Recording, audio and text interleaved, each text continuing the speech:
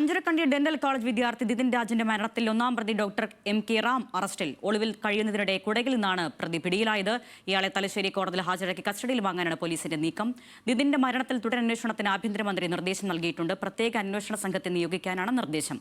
നിലവിലെ അന്വേഷണം ഫലപ്രദമല്ല എന്ന ദിതിൻ രാജിന്റെ അച്ഛന്റെ പരാതിയിലാണ് നടപടി. നിഖിൽ നൽകും വിശദാംശങ്ങൾ. നിഖിൽ, ഈ നിതിൻ്റെ മരണം സംഭവിച്ച് 3 മാസം പിന്നിടുമ്പോഴാണ് ഈ ഒന്നാം പ്രതിയായിട്ടുള്ള എം.കെ. റാം എന്ന ഡോക്ടർ അറസ്റ്റിലാകുന്നത്.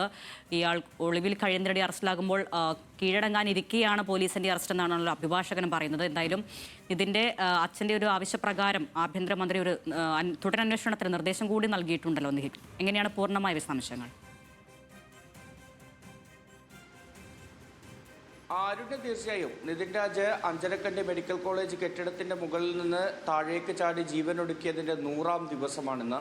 ആ 100ാം ദിവസത്തിലാണ് ഈ കേസിലെ ഒന്നാം പ്രതിയായ കോളേജിലെ വകുപ്പ് മേധാവിയായിരുന്ന ഡോക്ടർ എം.കെ. റാമിന്റെ അറസ്റ്റ് ക്രൈംബ്രാഞ്ച് രേഖപ്പെടുത്തുന്നത്. ഇന്നലെ രാത്രിയോടുകൂടി കുടകിൽ നിന്ന് ഇയാളെ കസ്റ്റഡിയിലെടുത്തു എന്നാണ് പോലീസ് വ്യക്തമാക്കുന്നത്. പിന്നീട് കണ്ണൂരിലെത്തിച്ചു. ഇന്ന് രാവിലെ 9:20 അറസ്റ്റ് രേഖപ്പെടുത്തിയത്. പിന്നീട് ഏകദേശം 3 മണിക്കൂറോളം ഡോക്ടർ റാമിനെ ക്രൈംബ്രാഞ്ച് ഉദ്യോഗസ്ഥർ ചോദ്യം ചെയ്തിട്ടുണ്ട്. ക്രൈംബ്രാഞ്ച് SP KV വേണുഗോപാൽ, ഒപ്പം തന്നെ കേസിൻ്റെ അന്വേഷണ ചുമതലയുള്ള DYSP സുദീപ്, ഇൻസ്പെക്ടർ ശ്രീജിത്ത് കൊടേരി തുടങ്ങിയവരുടെ നേതൃത്വത്തിലായിരുന്നു ചോദ്യം ചെയ്യൽ നടന്നത്. 3 മണിക്കൂറോളം അത് നീണ്ടു.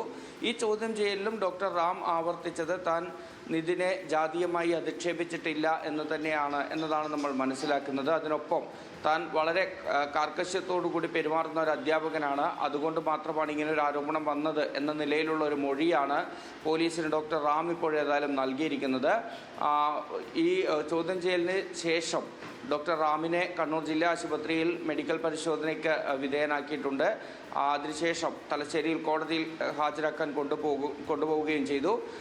റാമിനെ കസ്റ്റഡിയിൽ വാങ്ങാൻ അപേക്ഷ നൽകും എന്ന് തന്നെയാണ് നമ്മൾ മനസ്സിലാക്കുന്നത്. കസ്റ്റഡിയിൽ വാങ്ങാനുള്ള നീക്കം പോലീസ് ആരംഭിച്ചു എന്നും മനസ്സിലാക്കുന്നു. ഏതായാലും ഈ പറഞ്ഞതുപോലെ കുടുംബം അവരുടെ ആരോപണങ്ങളിൽ ഉറച്ചു നിൽക്കുകയാണ്. ഡോക്ടർ റാമിൻ്റെ ഭാഗത്തു നിന്നുണ്ടായ ജാതീയമായ അധിക്ഷേപം തന്നെയാണ് നിതിൻ രാജ് ജീവനെടുക്കാനുള്ള കാരണം എന്ന് തന്നെയാണ് കുടുംബം പറയുന്നത്. കണ്ണൂരിൽ നിന്നുള്ള അന്വേഷണം അത് തൃപ്തികരമല്ല, കണ്ണൂരിൽ അന്വേഷണം അട്ടിമറിക്കപ്പെട്ടു തുടങ്ങിയ ആരോപണങ്ങൾ കുടുംബം നേരത്തെ ഉന്നയിച്ചതാണ്. അതിപ്പോഴും ആവർത്തിക്കുന്നുമുണ്ട്. അങ്ങനെയാണ് അവർ ആഭ്യന്തരമന്ത്രിയെ കാണുന്നത്.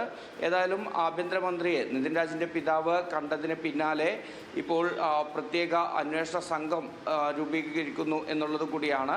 ക്രൈംബ്രാഞ്ച് IG അജിത ബീഗത്തിൻ്റെ നേതൃത്വത്തിലായിരിക്കും അന്വേഷണം നടക്കുക. ഈ സുപ്രീം കോടതി അടക്കം മുൻകൂർ ജാമ്യ ഹർജി തള്ളിയിട്ടും ഡോക്ടർ റാമിനെ അറസ്റ്റ് ചെയ്യാൻ വൈകുന്നതിൽ വലിയ പ്രതിഷേധമുണ്ടായിരുന്നു. കുടുംബം അക്കാര്യത്തിൽ അതൃപ്തി അറിയിച്ചിരുന്നു. ഇതിനെല്ലാം ഒടുവിലാണ് ഏതായാലും റാം അറസ്റ്റിലായിരിക്കുന്നത്. ഈ കേസിലെ 2ാം പ്രതിയായ ഡോക്ടർ സംഗീത നമ്പ്യാരുടെ അറസ്റ്റ് കൂടി വേണം എന്നൊരാവശ്യവും കുടുംബത്തിന് ഏതായാലും ഉണ്ട്. നിലവിൽ ഈ കേസിൻ്റെ അന്വേഷണം മുന്നോട്ട് പോകുമ്പോൾ 2 തരത്തിലുള്ള അന്വേഷണം നടക്കുന്നുണ്ട്. അതിലൊന്ന് ഈ പറയുന്നത് പോലെ കോളേജിലുണ്ടായിരിക്കുന്ന ജാതി അധിക്ഷേപവും മറ്റ് മാനസികമായി തളർത്തുന്ന രീതിയിലുള്ള അധ്യാപകരുടെ പെരുമാറ്റങ്ങളുമൊക്കെയാണ്. രണ്ടാമത്തേത് ഈ ഓൺലൈൻ ലോൺ ആപ്പുമായി ബന്ധപ്പെട്ടതാണ്. ലോൺ ആപ്പിൽ നിന്ന് നിതിൻ രാജ് വായ്പ എടുത്തതിൽ നിന്നും അതുമായി ബന്ധപ്പെട്ട് നിതിൻ രാജിൻ്റെ അധ്യാപികയ്ക്ക് നിരന്തരം കോളുകൾ വന്നു.